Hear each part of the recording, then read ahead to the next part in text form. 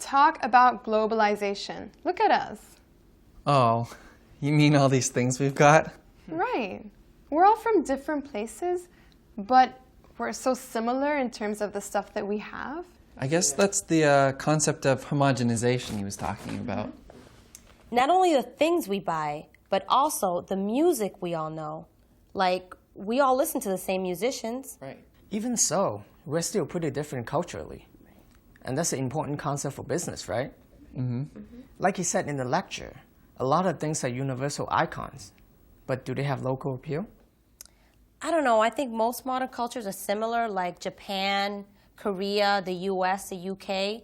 I think most modern societies are starting to want the same things. Yeah.